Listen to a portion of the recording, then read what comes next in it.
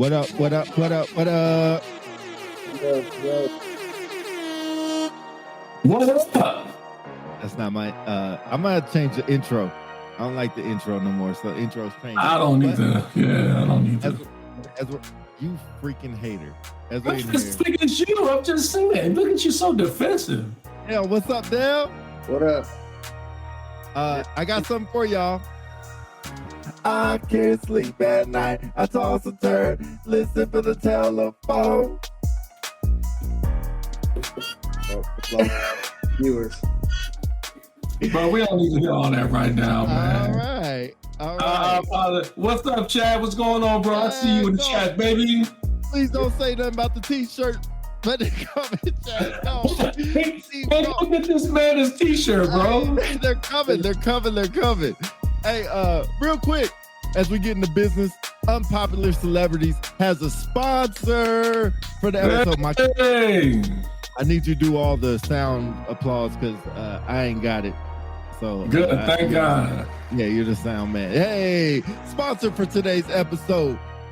Chief, when the last time you took a vacation? Bro, it's been forever, man. It's like, I want to take a vacation, but it's so hard to book it. I don't know the first thing about booking a vacation. So, check this out. Dale, when the last time you been on a cruise? I've never been on a cruise. Look, hey. I've never been on a cruise. Hey, that's crazy because our sponsor for today is Valor Vacations. Valor Vacations will help you plan your cruise if you need to get on a cruise. All you guys need to do is valorvacation.com. Chief, what's holding you back on doing, or I should say, Dale, what's holding you back on doing your cruise? Just coordinating, planning where to go, where the hot spots are, where I can get guaranteed information and instant information. Yeah. Chief, what about you got all that leave? You need to go on a vacation. I know you got all that leave. You need to go on a vacation. And it's coming to the end of the fiscal year. It's summertime. It's time to get on vacation. Man, that's facts, man. I got over 40 days to use or lose. But I tell you, every time I want to plan something, I just can't find an agency that I can trust that's going to take care of me and give me the right deal. Man, so look, let me help y'all out. Valor Vacation is a veteran-owned franchise specializing in cruise and land and tour vacations. They proudly support our military friends and family and are committed to finding special rates and discounts for you. We all know Chief is about saving that dollars, even though he got plenty of it. He's about saving that loot. So they're going to help you out. Whether you're celebrating a milestone event or just want to get away with the loved ones, their team can help plan the perfect vacation tailored around your needs. They can help you out, give you in-depth knowledge, personal expertise, and strong relationship with cruise lines and tour companies. They will guide you in the best vacation options. So you need to contact them. Pay attention, get your pens and paper, write this number down, 1-855-VALOR-ME. That's 1-855-825-6763. Holla at them if you want to go on your vacation, go out there on a cruise, get your toes out in the sand, and get right, get your mind right, reset, go back to the world fighting capabilities that we need to be for our military personnel. Shout out to Valor Vacations. Shout out Miss Sandy at Valor Vacations. Go hit her up. Hey, great support, great veteran supporters. Go ahead and hit them up. Get your vacation right. Valor Vacations. Do it now. He sent you. For sure. UPC sent you. All right. Let's get to our special guest. Special guest today. I've been told not to call him Chief, and it's so hard not to, but as I just did. But we got the one and only famous on a celebrity on Unpopular Celebrity, Todd Simmons. I got the yeah, Pete. You see how I'm looking at you, right? I hope you remember that face, right? You remember that? You remember that face? Right. I'm trying to get better at this. I'm trying to get better. DC, you might need maintenance. Just plan and go. What does that mean? Oh, That means take some time off. That means, hey, bro, 40 days of use or lose is super bad example. Super bad example. Don't hear it from me. Don't be trying to jump on me now. I'm guilty. Guilty as charged. Let's go, Chief Hemingway. What's going on? How are you? Chief Todd. This is gonna be hard. Todd, what's the word? How are you? Hey, everything's good, man. I'm excited to be here with y'all. I know we've been texting back and forth, man, but I'm happy to see, first of all, being, not being biased, but being biased. 3 defenders, get to talk to 3 defenders. Ooh. 2 of them that I've seen, and Dale, I think we've met before somewhere, but these other 2 knuckleheads, man, I don't know how they convince you of what they're paying you to be on here. I'm sure it's not enough. I mean, but man, I got some dirt on both of you cats, man. I know these dudes. These are day one. I know some day one dirt on these dudes. So I will tell you that. Give us 2, 1 for each. Drop us some piece. Give us 1 for each time. No, I don't know. So I'll just tell you, Dale, go out and get some reputation insurance, man.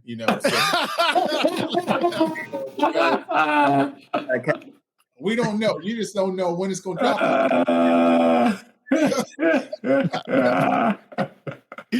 No, that's crazy. That's crazy. All my lawyers are on and they're watching right now. I got my phone up, so if I disappear from the screen, that's because they told me stop. Don't say that. Hey, 40 days use the lose. That fight in Dakota wasn't my fault. That wasn't my fault. I wasn't gonna bring it up. And it wasn't about Madden. It wasn't about Madden. But, it was about Madden. It was about Madden. No, it wasn't. Dale, have you ever been so mad that you want to throw somebody off the 7th floor out the window? Has anybody made you that mad? But not a human being. Yeah. Well, some people are different. Some people are different.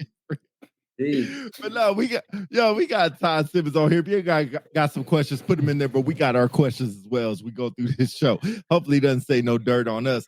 But we're talking about transition, getting out the military. Everybody's gonna have to get out the military for all our military members on here, or start a new chapter in their life. And we got the expert pro in transition, because I think the first thing is there's a lot of people who are, I don't know if scared is the right word, fearful about transitioning out or what might come up. I know you were there. What was your fear level like when you were transitioning, or how early did you get prepared? That's 2 different questions. To be honest with you, fear level, I mean, I think everybody's transition is going to be different. Like we talked in the backstage, right? Everybody's path is different. Nobody, regardless if we do 4 years or 40, everybody's path is going to be different.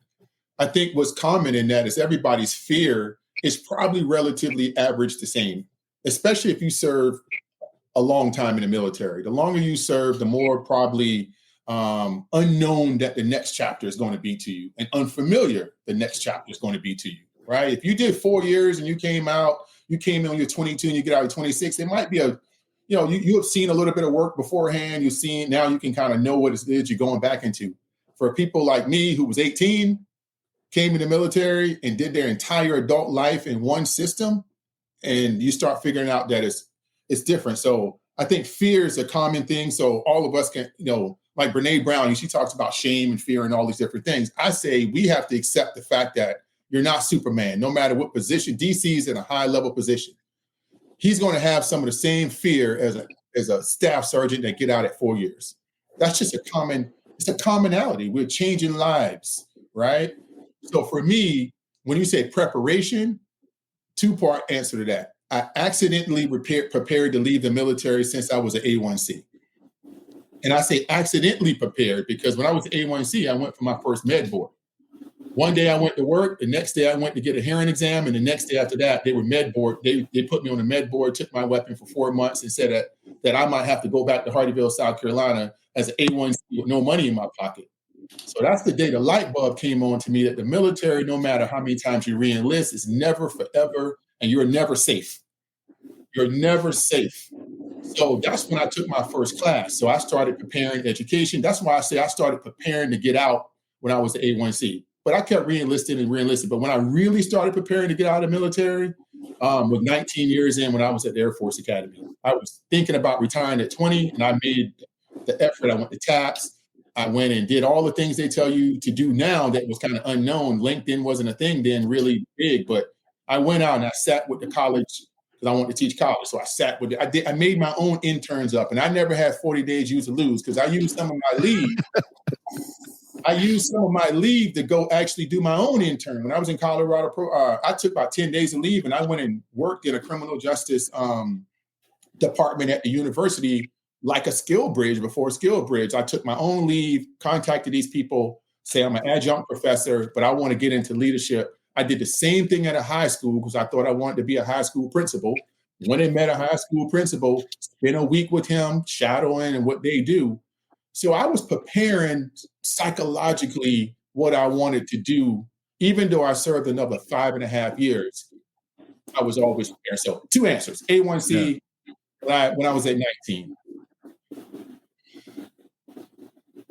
Well, first, I thank you for the subtle dig there about the 40 days of leave. I'm trying to get myself together there. You know what I mean? I'm trying to get myself together. That's why I want to get with Sandy and her peeps and get myself together, give me a vacation schedule. But anyway, off to another subject. So you said something interesting about always preparing for yourself to get out the military at some point, like to have a plan. So what do you say to folks that remain in, like, for instance, I'm at 30 years. So you have 2 different schools of thought. You have some people that may say, oh, you're crazy to stick around that long. You're not going to make any extra money doing it. Versus you got some people who say, well, I'm sticking around because I still enjoy the military. So that's one thing. Curious to hear your thoughts on that. And then the second thing is, what about like folks that get to a point where they get out and they feel like folks in senior level at senior TAP, they tell you all the time, like being in a certain position, the ones who have the difficult time of transitioning are like your chiefs, your colonels and above. So what was it like for you? Was it difficult at first to transition being a command chief and then getting back into the civilian sector or no? Yes. So like I said, it's going to be a level of fear, but I want to go back to the point you said, how long you serve. I am never going to give someone an answer on how long they serve. But what I do say, like if we're good friends, right? And I look at you and I know that you are not happy and fear is what's really encompassing your whole reason for staying. And yet fear that you have is actually manifesting through your leadership and it's affecting the people around you because you're just there to be there. Then I'm going to be a friend and tell you, bro, you got to go. You should go. You just here till the end because you're fearful for the end. Now, in the other hand, I'm never going to tell you because you come to me and say, and I can see it in your spirit every day that you love what you do. The money don't matter. The title don't matter. You just love and it's infection. And now it's manifested in your leadership and the people around you because you're making a difference. Because you still get up and you can still give 100% every day because you want to. Then I'm gonna tell you to stay till the lights go out. You know? But you have to be honest in these conversations that, you have to be honest. So for me, I did 25 years, 7 months, and 11 days. I didn't do that. DD 214 verified, right? And I'll even throw what the DD 214 don't have is the 90 minutes. That was a retirement ceremony. 90 minutes, because that was the last time I've ever been in uniform. Was that day, December the 6th, 2019. Last time I had a uniform on. But for me. Again, I'm going to keep using that word every time we talk about transition. Fear, absolutely. I ain't no hero, man. I got out the military like every person. Was I prepared on paper? Absolutely. I've been going to school since I was a senior airman. I had 5 college degrees. I've already started my first business when I was a staff sergeant, failed, started another business when I was a tech sergeant. So I knew how to start bad businesses, right? That didn't, right? I had all the lessons of starting really bad businesses that will fail. So I knew I wanted to do something in the education space because now I've been teaching college for 17 years at night since I've been a tech surgeon. But I didn't know what that looked like, so I was scared. I moved to Washington, D.C., one of the most expensive places you can move, and then COVID hit 60 days later. So why I say I'm not no hero, I didn't get out the military with this grand plan that I was going to be a business owner and do all these things. I wanted to go get a job for someone doing something that I can find purpose in, and that was teaching doing something. Now COVID derailed all of that because my path to that was pretty secure. I was going to go teach and do some things, but COVID shut everything down. And that's when I said, you know what? I told my wife, I'm going to give me 2 years to let me start my own business. And if it fails, then I'll go be the first one to throw that suit and tie on and take the metro and go into the job and probably hate it, you know? Yeah. Because my spirit wasn't telling me that I wanted to go get a job. I did 25 years in the military. I wanted to see what, honestly, to be honest, DC, what I wanted to do was prove myself that I was as good as the title of my book. Am I as good as they said I was? Mm-hmm.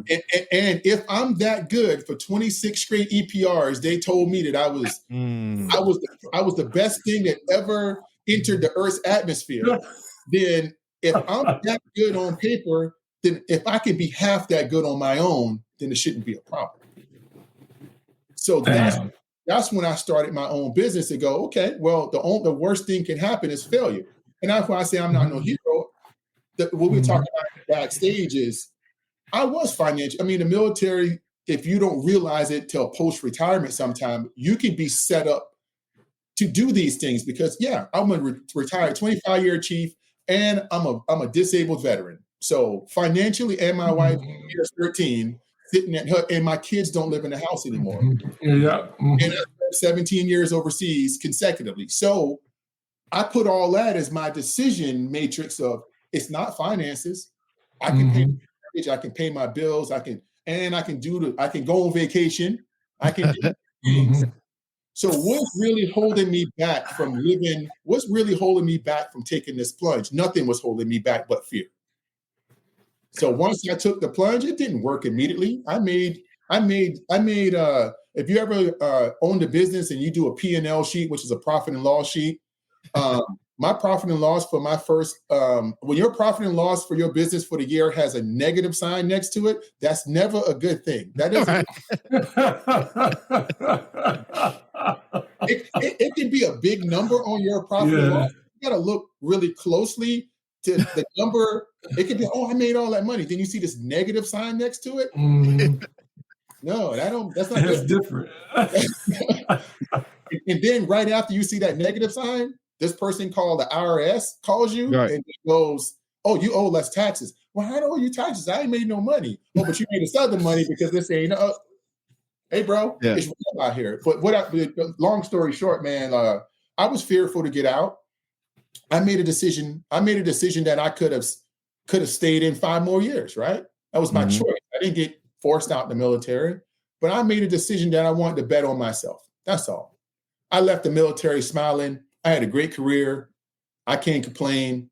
I love being a defender. I love being a command chief. I can't complain, but I got out to bet on myself. I wanted to see if I was really as good as everybody said on these EPRs that I was. That's awesome. Yeah, I was going to actually ask you about that, your book that you dropped in April about that. So since you already talked about it a little bit, what is the process on how to write a book? I know you have like 4 or 5 out. For people that do want to write a book and put their life on paper, kind of like how you did, what's that process and how do you get it publicated and put it on Amazon and stuff like that? Well, I will tell you again, just like I failed at business a few times until I got it right, you won't remember the first little small book I wrote. It was not good. It was really good. I got it right over there. Yeah. I didn't think it was good. The leadership lessons. The leadership lessons. 30, so you don't remember that one, DC. That was so you can't even buy that book anymore. I took it off. Well, sure, I should have bought more copies. You can't buy more. So why I said that, Dell, is because something I always did. I remember deploying all the time as a cop, and I used I used to like, oh, I'm gonna write a book. And I used to be like, I got 7 months, I'm gonna write a book. And I'll start something and I had no idea what I was talking about, right? And then I did that like 15 times. So when I got out, I wrote that little book and it wasn't even supposed to be published. It was like a little pocket, like book that big, and it had 30 days of, and I republished it. So the new version you see is not the original version. So the original version was me kind of just putting some thoughts down. I went online and Googled, how to publish a book. And actually a friend of mine who's a retired chief, shout out to Lugo Santiago, who actually helped me because he showed me how to put that on Amazon and publish it, which I was like, man, I wish he never would have showed me that. But and then I published it, right? And to be honest with you, like we actually distributed about 5,000 copies of those books before I took it down, right? So what I'm telling you is I got better each time, right? So I did that and I said, you know what, man, I'm gonna go try to figure this out. So I really wrote the book I wanted to write, which is Why Not Me? Right. So what I did is I said, okay, I'm gonna start from scratch. I don't know how to do this. So I went to a publisher with my story, Why Not Me? Which shout out to Matt Scott Publishing, Amplify. Those guys were great. I went out to, I'm throwing shout outs out here. So I went to them and I really went through the 18-month process of how to publish a book. And I did that for 2 reasons. I wanted to learn everything they knew because I knew I was never going to go through that process again with them. So I went through that process, published my book, and every book after that, I did on my own. Now, what I did is I went and found out that writing a book is hard. So, and I have adult ADHD, right? So I'm all over the place. So writing a book is not even hard. Writing a book is damn near impossible for me. Because I can't pay attention to something for over 7 seconds. So I went and got a writing coach, and this is what he told me, Justin. I'm gonna break this down so I don't take up a lot of time. I record everything on my phone. Like I record everything. I get a book idea, and because I'm a visual person, what I do is I have a graphic designer. I'll have a book title, say my next book. So my next book is called Unbothered. That's gonna come out at the end of the year. So this is how I start the process. I haven't written a word. I know I wanted to call it Unbothered. I don't know what I want the subtitle. So I go to a graphic designer and I get the book cover made first. That becomes an inspiration because it's real. And if I get the book cover that I like made before a word is ever written, I'm going, man, that's my book. It has my name on it. This is the cover. This is the title. And then from there, from what I've went to now 6 or 7 times, I try to develop the chapters first. From the chapters, I try to go for each chapter and start writing. Now, I will tell you just today in 2024, which is a lot easier, is you have tools out there that can help you develop your thoughts. There are AI tools. There are different things that can help you. Now, don't have AI write your book, but there are tools that can help you formulate the thoughts. Because even with people's belief with AI, this is another thing. Most of you guys in the military is behind on AI. Because the military tells you guys to stay away from it a lot and don't use it. AI is already integrated into every part of our life. So just like we went from VCR tapes to DVDs, you're going to be the guy still in the neighborhood doing VCR tapes. And ain't going to have no DVDs if you don't understand the use of AI. So people have this impression that AI can do anything if you use ChatGPT. You have to know how to, it's like writing code 20 years ago. Even in AI, to effectively use tools, you have to start learning the language, what you want the output to be. So long story short, Dale, record everything. If you got an ambition to write a book today, whatever the topic is, just start recording. Whenever you're riding down the road, recording. You can even hire somebody to take all of those hours of recording and put it into writing for you. Wow. I have done that. I've had somebody take 7-8 hours of me recording, driving down DMV, and just put it in manuscript. And now once it gets in manuscript, they can even start looking at where things fit in a chronological story. Damn. There are a lot of cheaper publishing houses out there. I ain't gonna say cheap. That can. So long story short, you don't have to pay $25,000 to publish a book today in 2024. If anybody wanted to reach out and ask me how they can publish a book for under $2,000, that's a quality book and published full. I'll give you that information. Right. So appreciate that. Yeah, appreciate that. Yeah, shout out to Rochelle. She put that comment in there in the chat about you have to customize your AI. That's so important. I think folks when they use AI, they just haphazardly put stuff in there and get a response back and use it. Whereas you still got to go through it and kind of tailor it to what you need. So, but no, that was good stuff, Todd. Pete, I'm sorry. Go ahead. No. So we talked about the book. We talked about transition. I want to get a crazy question. So everybody knows about Tom Brady roast that happened on Netflix. If y'all didn't see it, to me, it's hilarious. I want to know, Todd Simmons, would you get roasted? Not on this show. We're not doing this show. But would you sign up to get roasted? How much would they have to pay you? Well, first and foremost, if they did it today, would I sign up today at 48 years old when I still hopefully got a lot of life to live? No, you would have to give me 20 years. Now, would I sign up for a roast when I'm 75? Absolutely, go for it.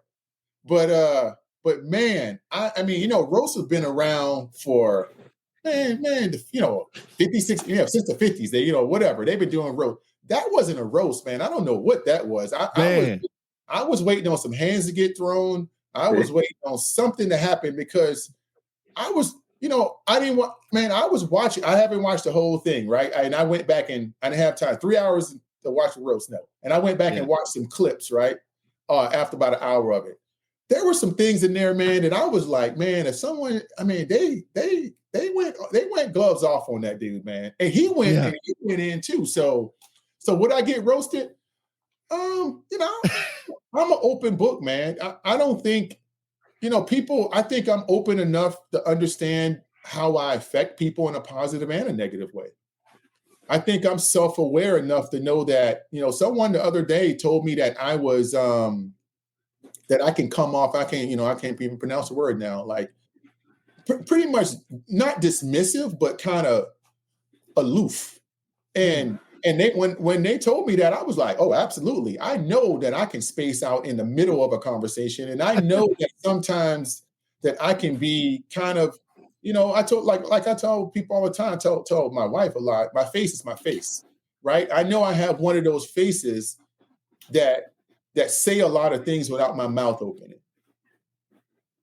I know that about myself. So I know I've probably affected people with the impression of me, or I know I've done things that weren't probably always in favor of what people probably would have wanted to hear from me, or me to actually give them or not give them. I know that. I'm very self-aware about that. So I think I would. So I'm gonna take that back. I would today be roasted because I think it would be a great exercise in some self-awareness and some blind spots. Yeah, I agree. I think you made it to a status. If you now, his was a little bit, like you said, they just, it's like they went too far. It was everybody else too. Everyone was catching straight bullets. Stray bullets. Yeah, you couldn't even be in the audience. I was like, man, what is going on? But yeah, and so that's but that's why I think I would be roasted in that environment, because if I was, because Pete, if you were in the audience, you're gonna catch some. I gotta catch them. I hope to be one of the comics roasted. That's what I hope that my job is. Like, that's what I think I enjoyed more about the roast more than a traditional one I've seen in the past, where everybody was catching. No one was safe. And it turned into, what I thought I reminded me of that I appreciated, because I'm a fan of hip hop, I'm a fan of comedy. We can get, Pete's the worst hip hop connoisseur ever, by the way. We get into that often. We get into that very often. Yes. Like, I'm not even gonna get into that, but I'm a fan of comedy and hip hop. And what that roast really reminded me of is the Def Comedy Jam days. Oh, yeah. Yeah, Mark Lawrence. Yeah, it reminded me back when comedy, like the Def Comedy Jam days, when, man, they was gloves off, man. Yeah. And it was just whatever, it was more when we can take ourselves a little bit, because there were some things said in that Tom Brady roast that in 2024 will get a lot of people fired. Right. And right. Yeah. And it seemed like it was funny, not funny. It was different, because I would think a lot of people would get canceled from the stuff they talked about, but it seems like actually uplifted him. Actually, like some comics I never heard of. Yeah. And I was like, oh man, who is this? And so it's kind of quite history. Chief, would you get roasted? I don't care. I mean, that's why I was talking about what happened to Yakota. I really don't care. I think it's funny in a way. I mean, I think the only thing I caught from the roast with Tom Brady is they said something about his ex-wife or something like that. That's something. About Robert Kraft. Yeah, there was something that Robert Kraft he said too that kind of, you could tell by his facial reaction that kind of caught him off guard. Right. But I thought it was enjoyable. I wouldn't mind. Maybe for my retirement, I'll have a roast. Who knows? Oh, perfect. Put me in, coach. I'm ready. I'm ready to go. So I just went from interested in to attending to your retirement. It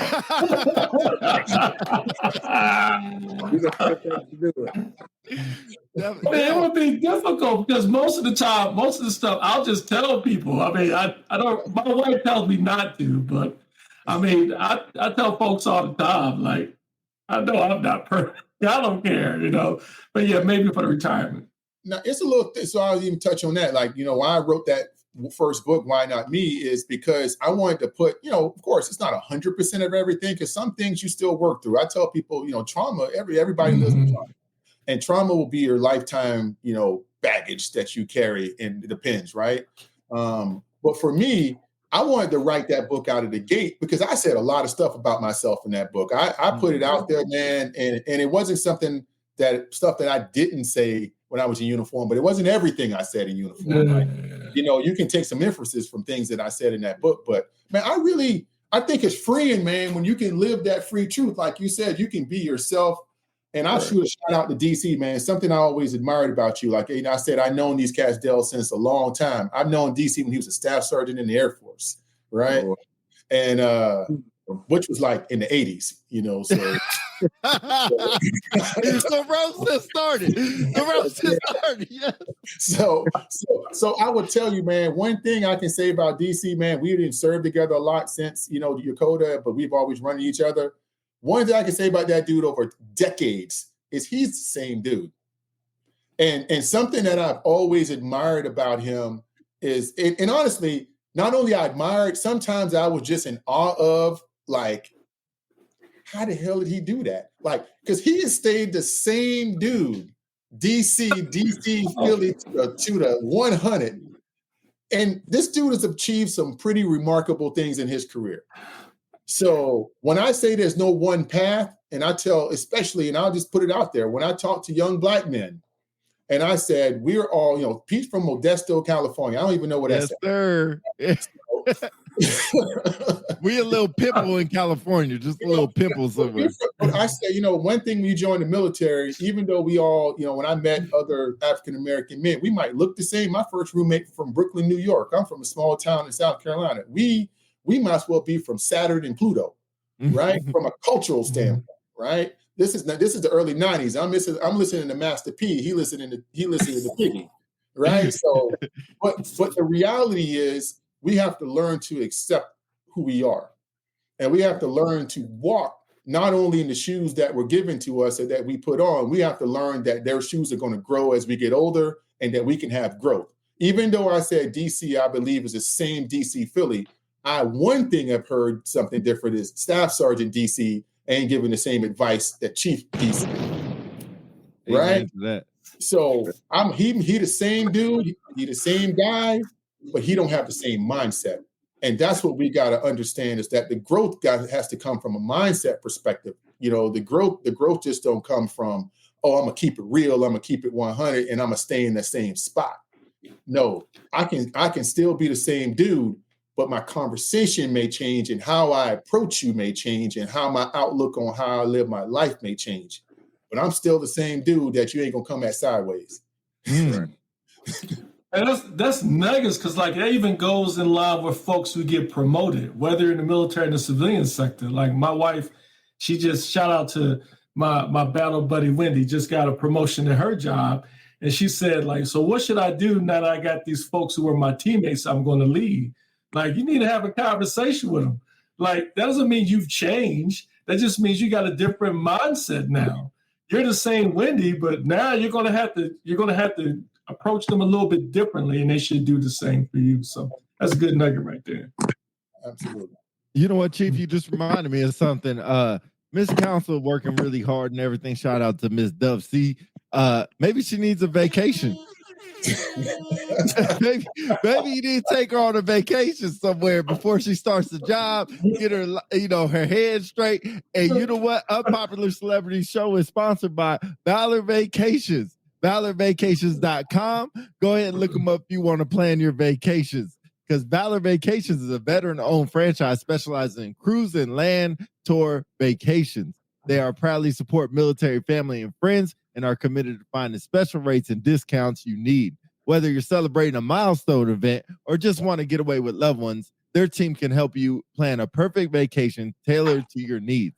Their in-depth knowledge, professional expertise, and strong relationships with cruise lines and tour companies, they will guide you with the best vacation options.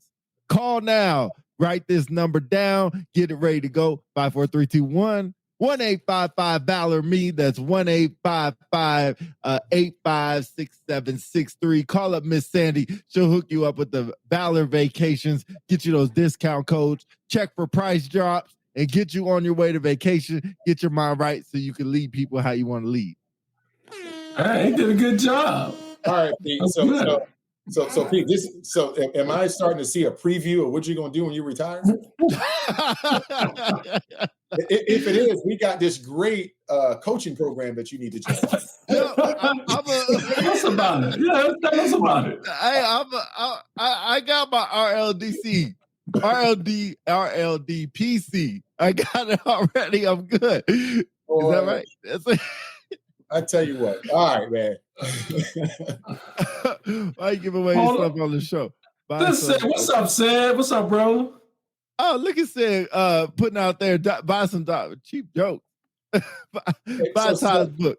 So I appreciate that, Sid. Hey, guess what? I'm going to say, because you guys are more, I appreciate what y'all do. I watch y'all when I'm not like running and walking and trying to figure out life on Saturdays. But, y'all, the fact that y'all really love the military community and y'all try to have real conversations. I was looking at the intro, having, people like General Sherman on there and different folks. And, you guys have had a wide array of people to kind of have a platform. So I'm going to send you guys 10 of my latest books. Y'all can give them away.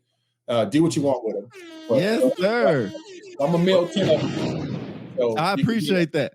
And you got to give Sid Foster a shout out for that. He brought that up. So I'll shout out to Sid Foster. Shout out to Sid Foster. This dude's retiring in June. He's still a dirtbag, but happy retirement, Sid. Yeah.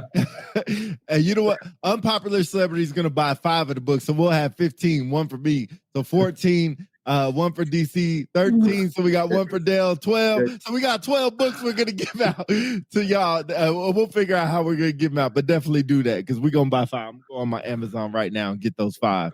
So we get that. Said we'll get one to you as well. Even though you could buy one, but we'll give one to you. Hey, Chief, Todd, I gotta ask you.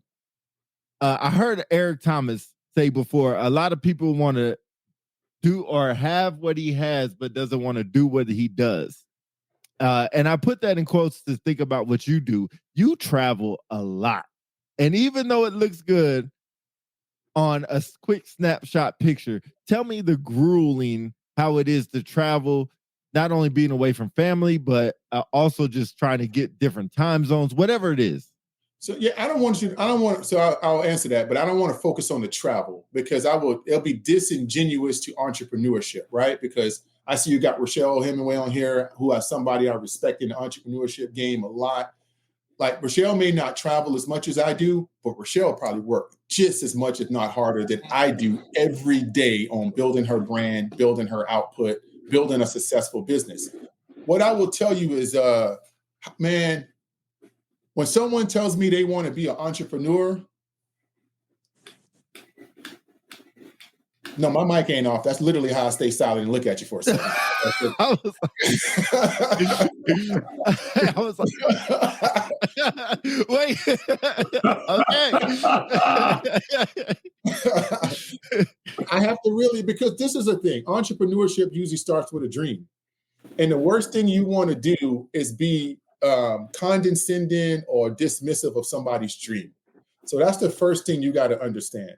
Even though I know that for me personally, I I made it to a certain point, and I ain't made it nowhere, just to a certain point where I can start like actually like floating in water now and like enjoying it a little bit.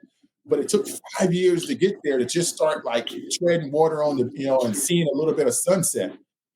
Even though I know that, I will never, ever tell somebody not to do it. Because the first question I'm going to ask is this your dream? Is this something you're passionate about? And the only reason I shout out Rochelle, because I know this is not about, because if it's about money for you, go get a job. Because you're probably going to have a lot of negatives on your balance sheet. Or you're going to be doing a lot of stuff for free. You're going to be grinding. You're going to be doing a lot of stuff that you promise your family that you won't be doing. I mean, I got out of the military my last job in the military was a heavy travel job. That's all I did at AU was travel. I retired from the military, and the first thing I tell my family is I'm not going to travel that much. And then I travel 6 months out of a year. So it was a necessity to get to a goal that you don't know if you're going to achieve it. But you got to believe in it, and you got to have it built into your purpose. Because if you're just chasing something for likes, or chasing something for celebrity, or chasing something for money, it's not going to be sustainable, because you're going to lose money, you're going to lose friends, you're going to lose likes, you're going to lose people around you, because people are going to say, oh, I don't see you no more, or oh man, this and that. You're going to have people who just don't believe in what you're doing, and that's okay. Like for me, when I tell entrepreneurs that starting out, is you have to understand that there's 3 rings of support when you start out any endeavor. There's your friends and family, and there's admirers, and then there's strangers. The best entrepreneurs start their business trying to convince strangers. The problem is we try to convince friends and family first, and then that's where things get twisted, because Pete, my friend, and Pete ain't bought my book. Now I feel some type of way. To be honest with you, I don't care if Pete buy my book. To be honest with you, I want the person that literally read something they saw on LinkedIn that don't know me and ain't never met me. I just happen to be in their algorithm. I want them to buy my book. When Pete buys my book, I appreciate Pete buys my book.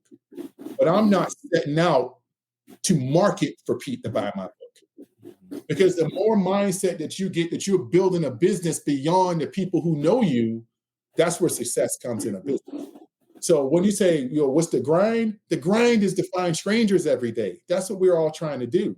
We're all grinding out here to bring a new stranger into that admirer ring. Once a stranger becomes somebody who admires you, they're going to pay attention to you. They're going to tell people about you. And maybe a couple of those admirers will become friends.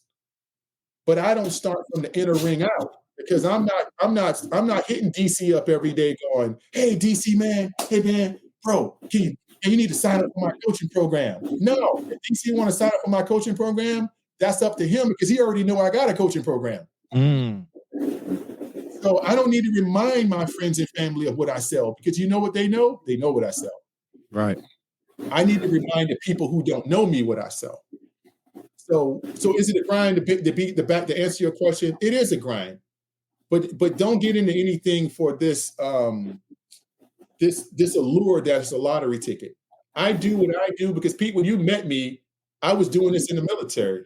I was in college. I just flipped 17 years of a passion for teaching at a university level to doing it in a corporate level or workshop level or development level, whatever. I'm just living a passion and learning a business at the same time.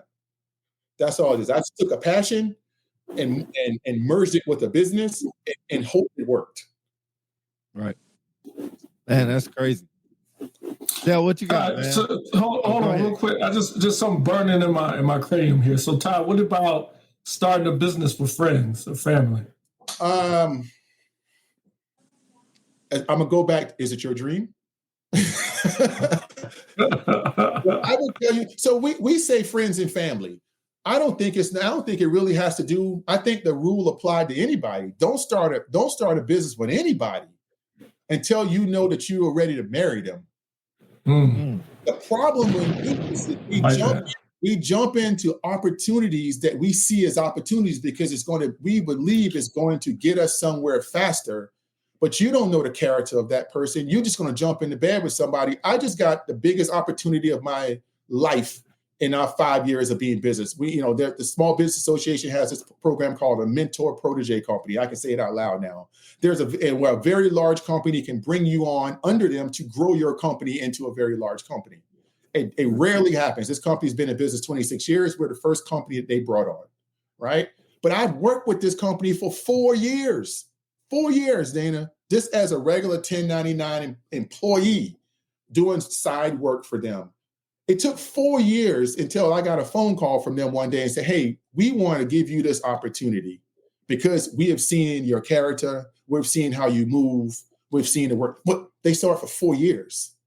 They didn't see that for 30 days, or they just didn't see me on LinkedIn and pick up the phone and go, hey, I'm going to put my 26-year reputation on you because we saw you put a good post out.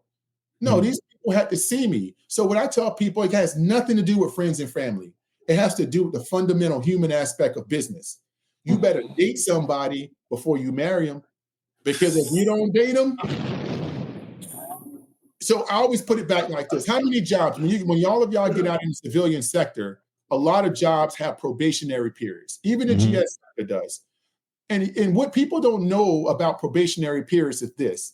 Why a company puts you on a 90-day or a 6-month probation is because they want to see if you're the same dude or girl that they hired 6 months from now that they hired, and we can legally say, go about your business, right? That's all that's about.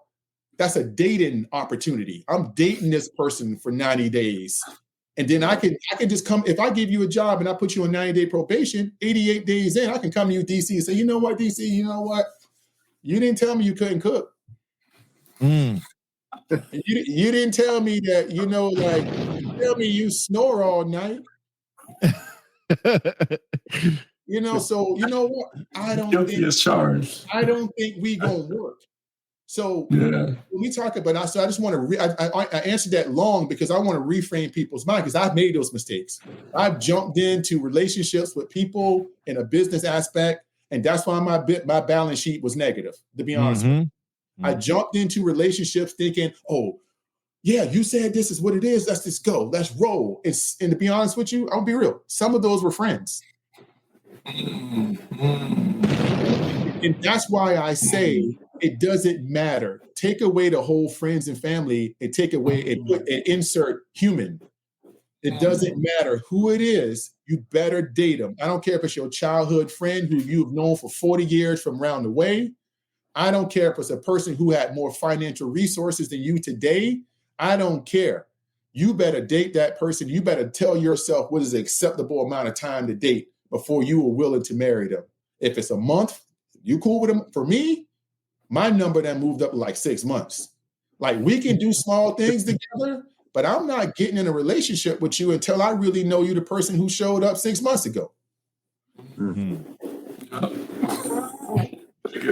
Tell what you got, bro. I'm sorry. Dropping gems. I'm going to segue into transferable skills.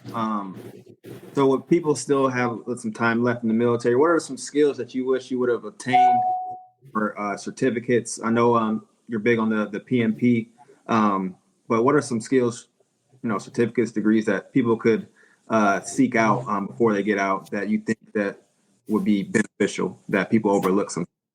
Yeah, I would tell you, I'm not going to necessarily push any particular certificate, because I think it's important for you to kind of start, like I said earlier, Dale, don't do nothing in life without going to figure out if that's what you want to do in life. And it's going to change periodically.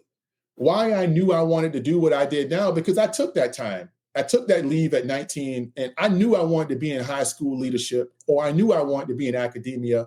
I knew where I wanted to be. I just didn't know what it was going to look like. So if you're in 10 years, 8 or 10 years right now, this is the exploratory phase, man. Like, I started teaching college when I was a tech sergeant only because I figured I wanted to teach college, and I was horrible at it for a year. Pete was one of my students. I was good, but you know what? I had to get good, and I got better. But even though I wasn't good at it, I knew I liked it. So if you don't know what I would tell young folks today is start exploring, man. Like, start going out and exploring things. Start going, talking to people. Extend your friend and family network. Because this is the thing, the reality is, and I'm not knocking like Pete or DC. I'm not like DC. Me and DC came in the same time, right? If I would have continued to serve, this would have been my 30th year in the military, right? But DC's in the military. I've been out 5 years. I'm not calling DC to ask him, even though he's a chief at a NAF level, he got all these titles and accolades. I'm not calling DC to give me business advice. I just can't now. I don't know a lot about the military that's happened in the last 5 years. So if I need to call DC about what's the military doing at the strategic level because I'm about to go talk to some people, now I'm calling DC for that because that's where DC's at. Right. You have to get out of your comfort zone and start. Like for me, biggest success happened for me in the DC area. You can pull up on Facebook or any social media right now, networking events in my area. If you want to get into cyber networking events, or you want to get into hospitality networking events. And these are networking events that's free at hotels, wherever, cocktails. Get out of your comfort zone, put on some khaki pants and a collared shirt, go meet some people who actually can give you information that literally nobody else in your circle today can give you. So if you're interested in something, that's how you now do your self-internships. I would tell every young person, I'm not going to sell you or tell you to, I'm not even going to tell you to go to school. Because most military people, I want everybody to go to college. Mm-hmm. But a different conversation today on college versus when I was making people go to school or I'm getting a 300 CPR. That's true story. That's true story. But back then, I knew I was probably making a mistake. I mean, today I know I was making mistakes because I was forcing Pete to get a criminal justice degree, and Pete might not want to do nothing with criminal justice. I failed to have the conversation and ask Pete, what are you passionate about today? Even though it may change, Pete might have told me I'm passionate about computers. But then I could have said, okay, let's sit down and look at what kind of CompTIA, some Security Plus certificates those are what you need to be going for. You need to be going for those. But I was a blanket, go to school, get this degree. So what I would tell young people today, or people who lead young people, is you got to have a conversation with what people's passion are. You got to have a conversation about what people's desires are today so you can guide them through that. Don't just say go to school. Don't just say get a PMP. Don't just say go get the certificate. Because really, the reality is I have a master's degree in criminal justice. I've taught criminal justice for 15 years. I graduated from the FBI Academy. I don't do anything in criminal justice. So that right there tells you, like, I can go out and get a GS-14 job or go work for DHS or do whatever I want. I am super qualified in an area of expertise. And I do not use it because not that I don't like that field, but that was never my passion. That was my job. And what I did for 20 years as a cop is I loved my job and I was educating myself on something that wasn't my passion. Mm-hmm. I think that's how I feel. Hey, real quick, sorry, Chief. Shout out to Rochelle Hemingway for being in the comments, and please go check out her podcast, Slates to Success. You can check out the website. Go check out our podcast on LinkedIn as well. Seth Foster put up a question a while ago, and I want to go back to it. It said, Todd, you launched out there in COVID. You had to have faith, right? Were there doubts during the time that you shared? Yeah, man, I was wearing plastic gloves like all of y'all, picking up my groceries from my front door. I had a lot of doubts. I thought the world was ending, to be honest with you. I mean, I just retired from the military 60 days ago, and now I'm locked in my house. Mm-hmm. So did I have doubts in COVID? Absolutely. Absolutely, because I couldn't come outside and I couldn't go ask anyone. But you want to tell you what I did in COVID said is what I did, and all the listeners, I went out in a foreign area right here in DC, but I went out, and what happened in COVID is an untold story, and it's phenomenal. It's actually why Unpopular Celebrities is here. Mm-hmm. All of these podcasts started launching. All of these online quarantine universe, all of these things, people became familiar with online development or online connection and online networking because we didn't have a choice. So I started logging on to all of these things, and I started meeting people, and I became a little bit more, and I started reading, going to podcasts on starting your own business and all of this stuff. And honestly, because it was COVID and because the job that I was going into wasn't happening anymore. It gave me an opportunity to have, and then honestly, I looked at my finances. I'm gonna go back to that. If you're not planning financially for your second chapter, then you're not planning for your second chapter. Because everybody was talking about a job and getting a job. You can get a job. That's the least of my worries, is anybody retiring and getting a job or separating and getting a job. The big worry is, do you put yourself in a position where you have to take a job you don't want? That's the difference. There's a complete, so for me, I put myself in a position that I could take the risk. Like I said, it wasn't a hero. I just financially did not have to go to work. And I knew I can give myself the time to build something out. And if it didn't work in 2 years, my family quality of life wasn't going to change much. It just meant that I didn't work and got a regular paycheck for 2 years. Dang. Chief, what you got? Oh, I can't hear you. I don't.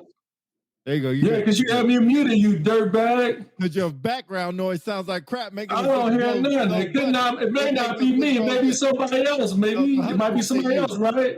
I don't hear nothing. Well, it ain't me. It's your janky promoter's equipment. Ty, I apologize for that moment. Sometimes that happens on this show. But since we're so far in the show, what I don't want to do is I don't want to miss out on the opportunity to get your thoughts on two things. First thing is when you mentioned about Pete's hip hop pace. We've had a show about it in the past where he named like his top MCs. He mentioned some dude that's probably selling water bottles somewhere named Dak and some other people. So I'm curious to hear what your top 5 MCs are and your thoughts on Pete's, I call him Dak, on Pete's choices of hip hop artists. So I would tell you, I don't give my top 5 anymore. So this is where Pete got it from. So Pete used to work for me when he was a senior airman. So a quick story. And God bless you. Every Friday we used to have, it started out with just 5 of us in the office, and it turned into probably 15, 20 people coming to our office on Fridays, every Friday. And it was the top 10 list. And we debated it, and it was vigorous, right? And Pete messed up one day, and his bravery as a senior airman, and he wanted to give his top 10. And that was, you got to think how long ago this was. He was a senior airman. We have never allowed him to miss that. It was one of the worst hip hop I have ever heard in my life. But that's surprising. But you know what? That's another whole show, because my top 5 is so complicated, right? Because it's not just like roll off the tongue. It's like you have to give a encyclopedia of why it's your top 5, right? Because I believe why I don't do it anymore, because I don't believe anybody's capable anymore of giving a great top 5 list. Because I think what people are going to do is, they're going to go to hip hop, not the essence, right? Like a Rakim ain't never going to make somebody's top 5, but a Rakim is going to make my top 5 every time, right? It might, it just it is, right? But then I have some controversy on some of y'all top 5 lists that always makes, right? I'm a little controversial on everybody. I'm just going to say it. I'm going to get in trouble, and we're going to pass by. I'm going to say this statement, and we're going to leave it alone. But everybody's top 5 is always going to have Biggie and Tupac on it. Yeah. Not mine. Not mine. Not mine. Nope. I mean, because I think in the end, it's not so much about, it's to me, it's different criteria. When you say top 5, it could be your own personal top 5, how they resonated with you. And then you look at the industry top 5, what people expect for you to say based on how popular they are. And I mean, 9 out of 10, you're right. Todd's right. Usually people say Biggie or Pop. Some people throw in Nipsey Hussle. So instead of saying top 5, Todd, how about give me 5 of your favorite MCs in no particular order? 5 of my favorite MCs today will be Rakim. I've seen Rakim twice in the last 4 months. I think. Wow. I probably got to go see him again in a month. I think it's one of the most phenomenal opportunities you can get today. So today I'm different, right? So I would say Rakim is on one of my favorite lists right now. I would say Black Thought is on my favorite list right now. Oh yeah, I go in the house. I go see the Roots at the Kennedy Center every time they come. They only play. Oh, so jealous. Yeah, I want to be at the Roots picnic. Can't go. And I would say, you know, recently that jump back on favorite is Nas, because I've seen him in concert twice over the last year, and I can just appreciate the level that he's brought to that. From there, you know, and then it gets a little bit, it gets a little bit new. I'm a big fan of Rod Wave. Oh wow. Who's that? Oh wow. Yeah, you know, I'm a big. Look him up. Look him up. I know I was going to go south on you. I'm talking. You tell me what's right now. That's cool. But I'm gonna have to look him up. I'm listening. Said Foster, you about to get canceled. Foster, you about to get canceled. and I would say if I would put the last on that, it's kind of a toss up where I'm at, day to day. But I would say right now, in my playlist, mostly. Man, it would have to be. It varies, but like for a minute, I was on some Jeezy when first album came, when his last album came out. So I put some Jeezy. I was on some Gotti. I'm from the South, so I got to keep a Southern in there. Every time Gotti drops something, I'm a fan. So and Moneybag, so that's probably a top out kind of my last on there where I'm at, because my playlist is probably going to derive from there. That's where I'm gonna be. That's what I'm gonna be. Respect. So I'm tracking with Nas, of course. Black Thought. He's definitely in the top 5, my top 5 of all time. Definitely Black Thought. Rob, what if I had to check that dude out? I pulled up his picture. Yeah, he's a big boy. Yeah. What does that mean? What does that mean? Anyway, okay, whatever. Let me know. I'm gonna check him out. Yeah, Rob, and before I'll hold the last question because I want to take up too much of the time. Dale, you had something? Oh yeah, my last question was what's something that drives you to stay motivated, especially like if you during the time of adversity. So after COVID, if you face adversity, what's something that you do to push through and maintain your integrity with yourself? I will tell you, man, and I know he's probably not on here, but he likes shout outs. I'll give my homeboy Shane Pilgrim a shout out. But there's a book this is how it kind of put it into perspective how I live, man. Dan Sullivan wrote a book called Gap in the Game, right? The Gap in the Game. And you can live in the gap or you can live in the game. I believe what keeps me motivated, to be honest with you, Dale, is something that kept me motivated my whole career, my whole life, is that I'm willing to see how far I came from yesterday. Mm-hmm.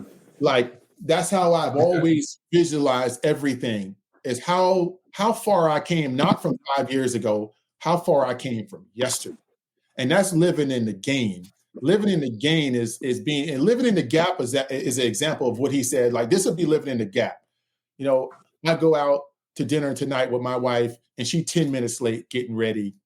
And we get in the car, and she's 10 minutes late. And now I make it about we're going to be late for dinner. You were 10 minutes late. You always late. That's living in the gap. Wow. The gain is we both are healthy. We both can afford to go out to dinner. We both still together. That's living in the game. So when we live in the gap, we don't know how often we live in the gap every day. And we start saying, well, I don't have this, or he or she's doing better than me, or man, I wish I was doing this better. I don't live in that world. I live in the world of understanding that yesterday I gave it what I gave it. And today, at the very least, I woke up and I can get out the bed. From there, everything else is in the game. I don't get up and say my back hurting, my ankle hurting. Hell, it is hurting. I already know it's hurting. That's a known. I don't need to dwell on it all day. So I think even from coming in the military, just a quick, Del, you don't know me that well, but I came in the military with a 33 ASVAB score. I'm a high school dropout. I failed the 4th grade, the 9th grade, and dropped out of high school. Like I have a reading disability for years in the military. Today, it still takes me a long time to read. I don't live in the sorrow of the gap. I live in the game, because if I can get past, I feel y'all are all defenders. I didn't fail more QCs than all of y'all put together. Y'all know if a defender is listening, they know how bad that is. Yeah. Bro, I might have the record of QC failure. I mean, I failed QCs in like 4 different chevrons. Damn. So, was any of them criticals though? Were they criticals? Yeah, Critical. I don't know what that is. That's crazy. I've 100% failed Desert QC twice. I couldn't Oh, that's what's up. plot a map to save my life. Even if I could get past the practical, even if I could get past the verbal in the written. Oh man. They would have alarm activations and all this stuff. I'll be dispatching with the best of them. As soon as that cat said, "Oh man, quick cordon on the bomb cat," Said just evacuate the whole base. The whole base got to go. Everybody, I'm serious, dead serious, man. Oh man, that's funny. My biggest fear as a flight chief, as a master sergeant flight chief, it would be that I real world had to plot and evacuate people from something that would require the wind to be involved. I'm looking for fire chief. Oh God.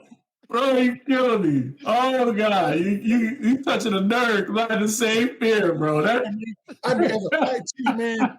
Hey, I ain't gonna lie. This is real. Oh man. Responsibility, man. I was the master sergeant flight chief, 75. Oh my head. I had 6 tech sergeants on my flight.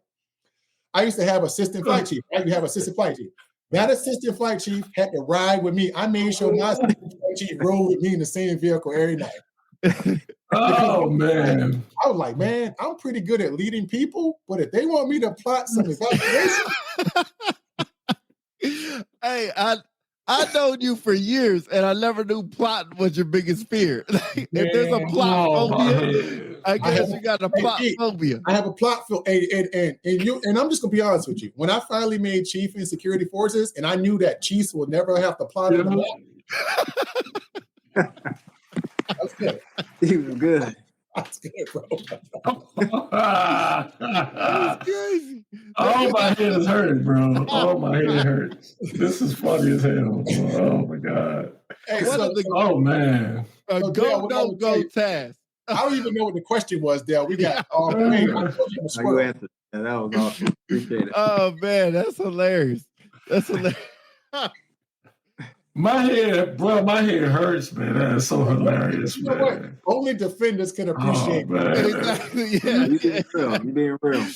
I know there's fire department somewhere going crazy right now. Like these defenders don't know how to plot. Like, I don't know what we're gonna do. Hey, you know what? And I know we running over time, but my second fear, let me tell you, back in the day, I spent a lot of years in USAFE and PACAF. So we used to always go to Creek Defender, regional training, or Commando Warrior. Back in the day, you just have to go. Even if you were not the one, you had to go. Man, let me tell you, I probably got the record, because I've been to Commando Warrior more than Creek Defender. I probably got the record of cannot plot myself out of the woods. I know you was happy when GPS came out. Yeah. So GPS on the phone came out. You was like, they talking to you. They talking about resection, and intersection. Yeah, that was the year God. Yeah. Austin said he's going. Sam wouldn't know about that. Engineers don't know how to plot navigation either. So Sam don't need to know about that. Straight to SMS. Hey, you about to expose some people. Right. Hey, that 10% QC about to go up when people will be mad. That starts spelling left and right. I live with no shame. I have no shame. It just it's something that my brain just didn't allow me to connect with. Oh man. It was nothing more depressing than you haven't exercised. And Todd, you remember they would throw like 4 or 5 scenarios at once, just to, as a flight chief. They're like, oh, you had a assault here, DUI at the gate. Oh, the bomb threat is coming. Wind threat 207 degrees. You're applying everything, and you're thinking you're good. They say, hey, assault is good, DUI is good, bomb threat is good, except I said 207 degrees. You sent somebody downwind, you killed everybody you failed. You be like, yeah. It's a wrap. But to be true, I think it was a fear, but I could get through it. I could do it, but I was always fearful, right? Like I didn't get through it easy. I'm just going to say that. Oh man! Oh, my head hurts. Oh my head. And shout out to I know Dale go crazy because Dale used to be QC, so I know Dale go crazy right now. It's like he would have got that failed letter real quick. That failed memo would have went straight to the chief. Like, you need to put a new flight chief up. Like, he ain't gonna be certified after this. But yo, shout out to Dale because Dale at Luke, he got rid of all that 20 exercises for one QC. He was like, we're going 2 or 3 things, and that's it. He didn't do the world was ending QC. So shout out to Dale, man, for taking a lot of stress relief off of people. Oh yeah. What's real world Chief, stuff. Yeah, Chief, what you looking all crazy for? 0 incidents. Yeah. Yo, your mic is all messed up. Your mic is all messed up. Oh, there you go. You probably messed up something. You have a nuclear explosion, bomb threat, assault, we ain't got all that stuff. Nah, we ain't got all that no more. That's back in the day. That's back in the day. You got a gate runner, a code 12, and maybe a shoplifter. And that's just paperwork only. Hey, have a good day. Certified. Pete, was you ever a death sergeant? Yeah. Certified. I can't believe that. Certified. They must have gave you know how QC sometimes know you're so bad, but you failed twice and they just gave you like, oh, you just passed. That was Pete. Look, I was good on the mic. I just wouldn't write nothing down. That was my problem. I was just trying to hold everything up here and just try to ride with it. Oh, my head. I sent people to build a level 50. It was building 5011. I was like, oh, maybe I should have wrote that down. Yeah. Man, my head hurts. This is funny. So I hate to bring the mood down, man, but I really wanted to kind of talk about what occurred a couple of days ago involving one of our very own rest in peace Airman Roger Fortson, young senior airman out of Herbert Field. So obviously there've been a lot of different comments across social media, people changing their profile pics, kind of putting his face up there. Obviously he's one of our own, and obviously he's a son to a mother as well. So we've had these stuff happen in our country for quite some time. It just seems like every time we think we're going down the right direction to make change, another one of these incidents happen.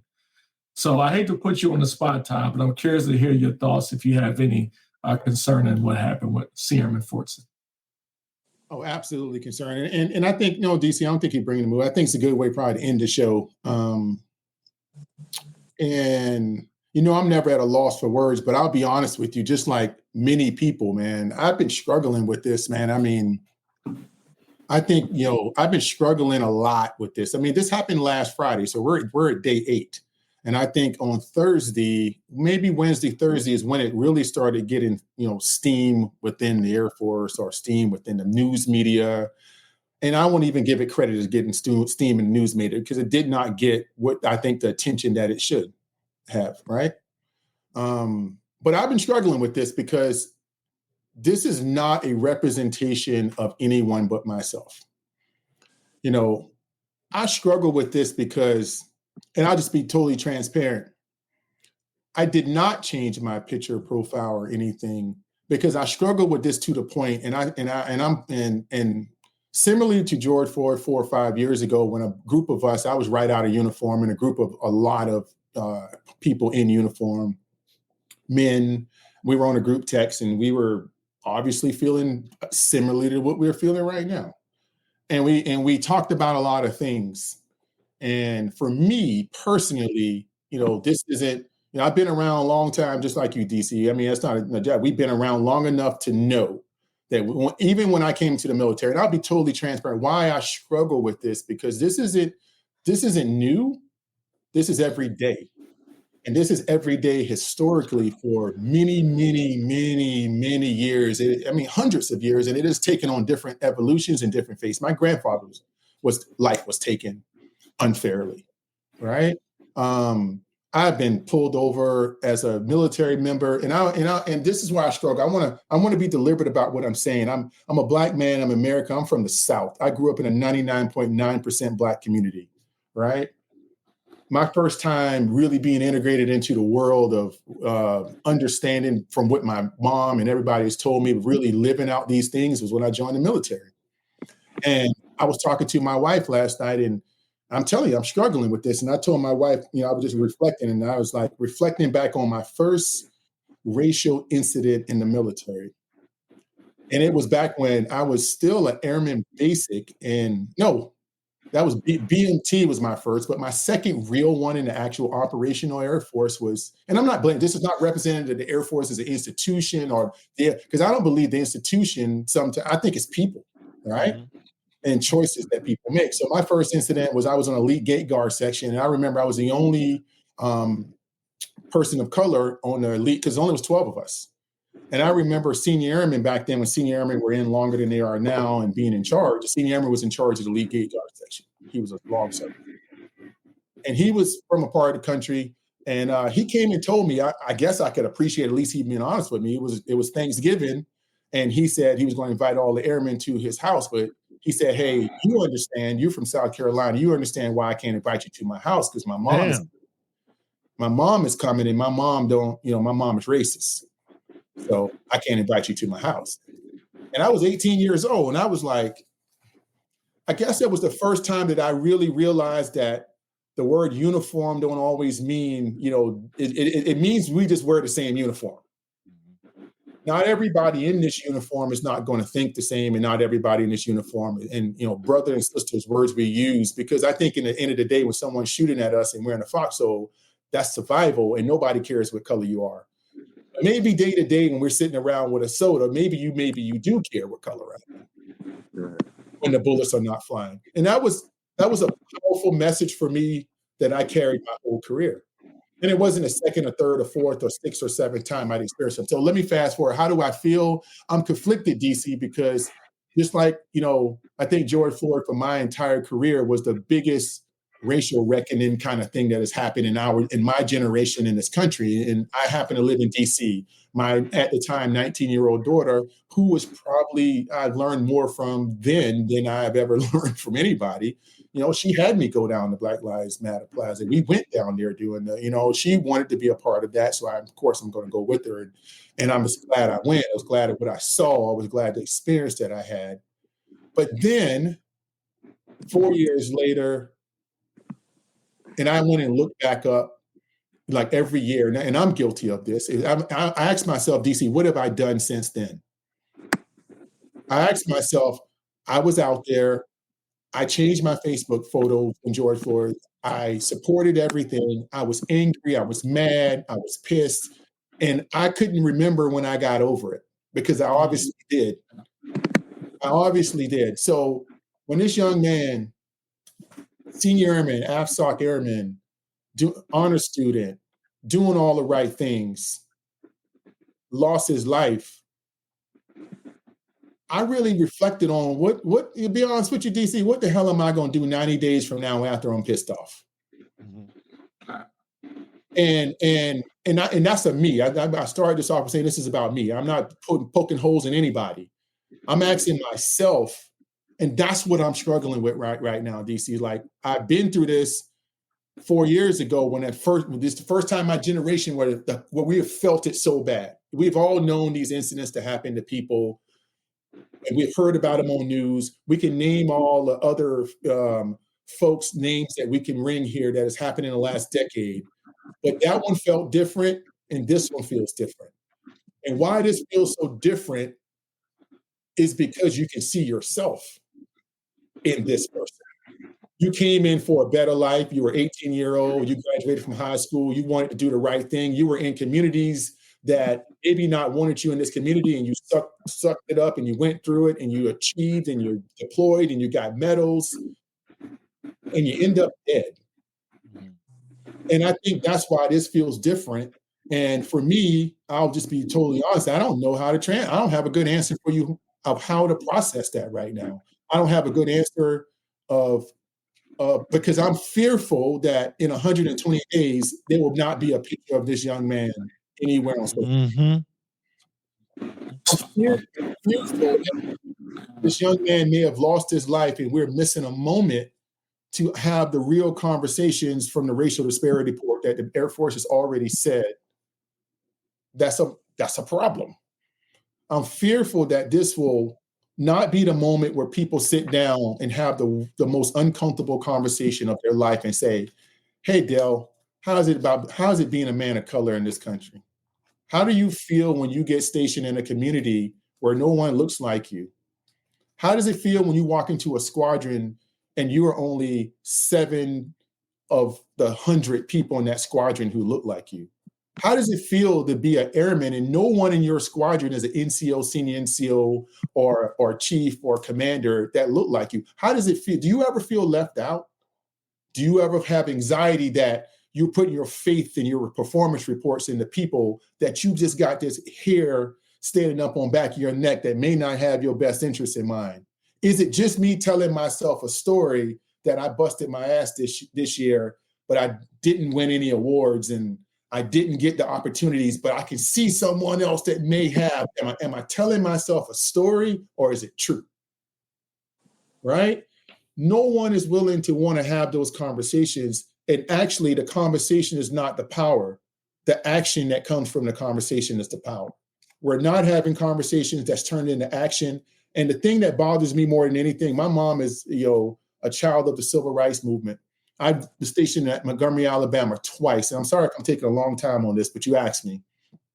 I was stationed in Montgomery, Alabama twice. I love that city. Both of my grown daughters live in Birmingham, Alabama, another civil rights historic city. And they live there by choice.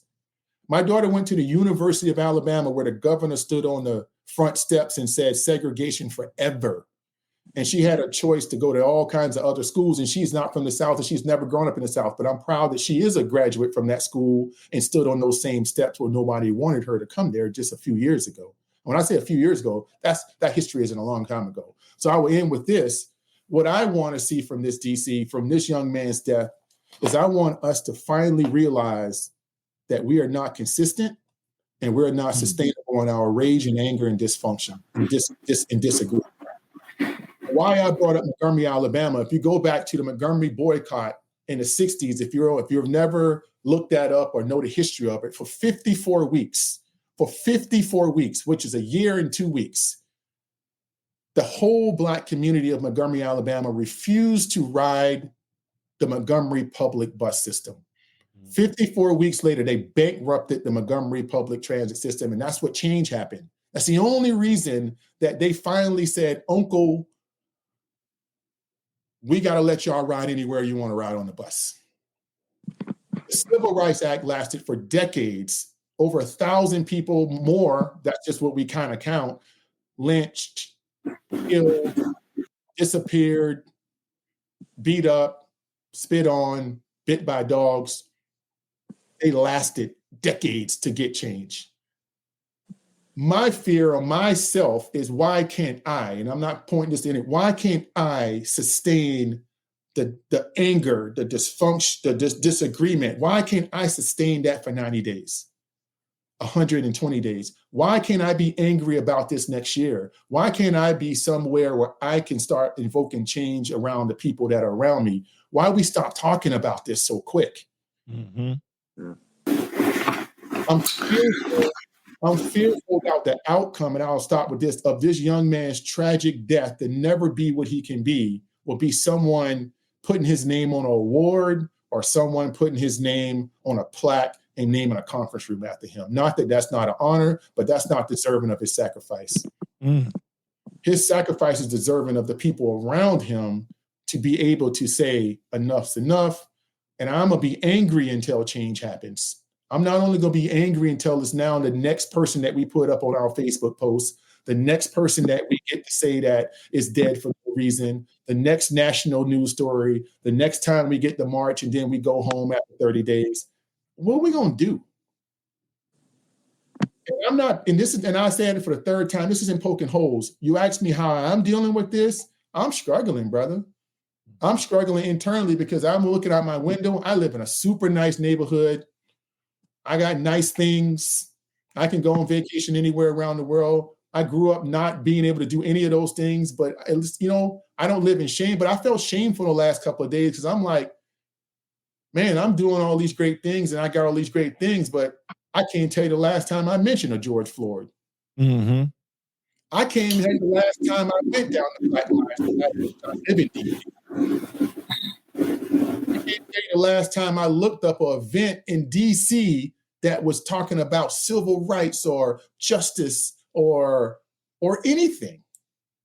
I can't tell you that. And I'm gonna be honest with you. I'm gonna look you now and tell I can't tell you I did anything. So for me, I felt like I could not consciously in good conscience for myself, go out here and say anything but I'm not doing enough. I couldn't say anything else. And if I couldn't say anything else but that, I chose not to say anything. Mm-hmm. Because me not saying anything right now is the same as last Thursday before this young man lost his life on Friday. I wasn't saying anything then. Mm-hmm. And if I said anything yesterday, can I say something next week? So what I'm going to end with, it's not that I'm staying silent. I'm figuring out what I can commit to. And once I figure out what I can commit to, the same way I commit to every morning at 5 o'clock getting up for my business, the same way I get up every day focusing on my health and working out, the same way I get up every day and worrying about my 2 girls in Birmingham and who is safe and who's not. I need to know what I can commit to as an African-American man who's lived 48 summers, who's been through life, who's lived all over the world, who has resources. What can I commit to for my community? And until I understand what I can commit to, I need to stay silent. Because when I do speak, you need to hold me accountable for the rest of my life for that. Mm. Yeah, I love when you mention consistency, Todd. I think that's an important point, because what you don't want to do is wait for something to happen, and then all of a sudden you want to, post something or talk about it. And I get it. Some people, and this is just coming from me, some people may feel like they maybe are powerless or not know what to do in order to affect change. But you've got to start somewhere. And what we don't want to do is wait for something like this to happen to kind of push the envelope. I think we all can make an impact. You mentioned earlier about just being angry, and I mean in a constructive way. If there are ways through voting or through legislature to kind of change the policies of how the police department moves and how they operate, then we need to do it.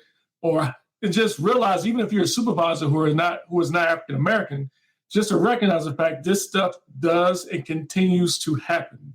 I mean, this young man, Air Force member of the Special Operations Community, Special Mission Aviator, somebody's son, somebody's brother, they go through something like this. It can happen to anybody. It can happen to my 2 boys who are grown men, and it can happen to us. And whether you're African American or not, there's ways we can try to find some way to change the legislation or protest in order to prevent this from happening again. So I appreciate that. Yeah. I appreciate it. I'll just leave it at that. Everything was well sped, well spoken, and I'll just leave it at that. Dale, do you have anything before we end it out?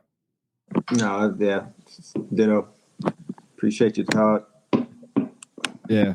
I'll say I'll go first with the shout outs and the closing comments. Going to be hard to say. Todd, I appreciate you coming on here, of course. I appreciate the friendship. I appreciate the mentorship. I appreciate all your posts that you send, whether motivational or not. I think I look at every single one. If not, I damn sure go back and check them out. But I appreciate you coming on here and dropping on nuggets, being vulnerable, talking about the plotting, talking about everything else that we talked about. But always got so much love and respect for you. Always be in your corner. Always unpopular celebrities here for you. Dale, go ahead. Yep. No, appreciate you taking your time on this Saturday, dropping those nuggets and dimes. What's some social networks that people can follow you for the strangers out there? I appreciate that. You were listening, Dale. So yeah, you can follow me. I'm on, I tell you, Todd, T-O-D-D Simmons. I always tell people, man, I always ask my mom why she named me Todd. And then I didn't even use that name my first decade in the military, but I used Maurice because I thought it was more, of who I wanted to be, right? That's my middle name, right? So I will tell you, you can find me at Todd Simmons on LinkedIn, on Facebook. if you pull up, why I say that, if you pull up a Todd Simmons, and it's probably going to be a lot of people who look like me. So it's probably 9 times out of 10, you got the right person. So, right. So, so Todd Simmons, Courageous Lead, our at Courageous Lead is all our company socials. So our website is Courageous Lead, courageouslead.com.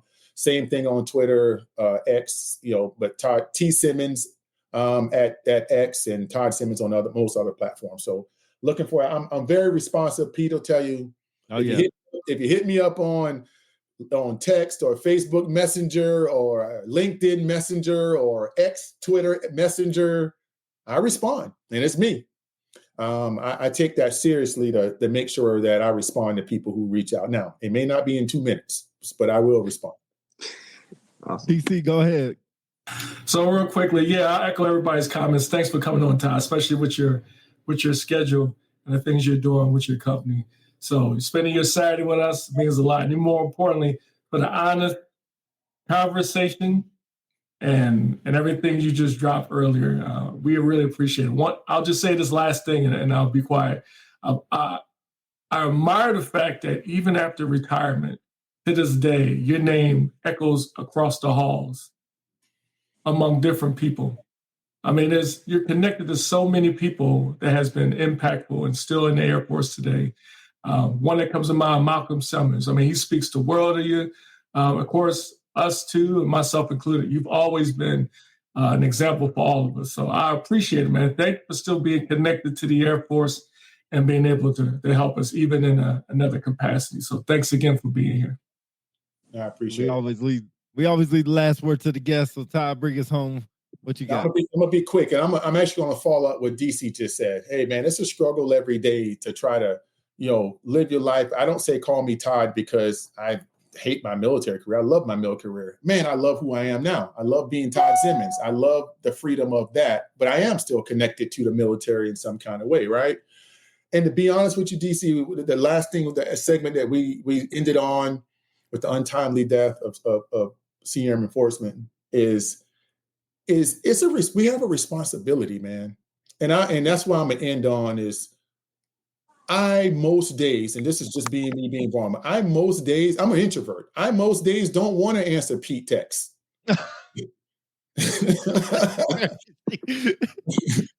No, it's not. But I will always answer your text. I will always answer people's emails. I will always, because man, that's I hear people say this all the time. I'm not supposed to be here. And that's true in a lot of our lives, right? But why I say I live in the game, man, is because there are so many people around me who grew up with me who never had the opportunity. I had people at my retirement ceremony that were friends of mine from high school who served 9-10 years in prison. And some of these people throughout my military career always found my mom, always checked on my mom, or always was asking about me, always saw something I was doing and would hit me up and say they proud of me. A lot of us come from communities where, unfortunately, still today, we're the only one, or we are part of a select few. And when we internalize what that means, man, it comes with a bigger responsibility. And sometimes our responsibility is not yours. And you just you got to be selfish, and you can't be selfish with it. So I didn't learn that till I retired, because I thought I retired, just go away and everybody leave me alone and I'm going fishing. But I do take that point you just said, DC, and I don't take it as a celebrity. I don't take it as being popular, because I'm an introvert and I can care less about any of that. What I care about is if I can show people who not necessarily have to look like me, white, black, whatever, but I can show people who all have the same kind of I don't believe I can story, or I should not because I was story. I believe that is my responsibility to show you that there ain't nothing you can do. So that's why I try to be an octopus, have my tentacles in every single thing that I can and try to be good at it. Because if I can be good at one of those things, it might be Dell might see like, well, hell, if he can do that, I can do it, because you can. It don't matter. You're looking at a dude who literally could not read when he joined the military. Why the hell am I writing books? So don't ever. So there's a lot of people that actually I'll go back to look like me that are served in the military, and they're young men and young women who come from communities that all they were told is they can't. And sometimes just joining and going and graduating from BMT is the largest thing they have ever done in their life. it is our responsibility now to show them that that was just step one to actually live in the life that you want. It's our responsibility. And you can't tell somebody that if you can't show somebody that. So I would end with, man, you guys are out here showing people what right looks like.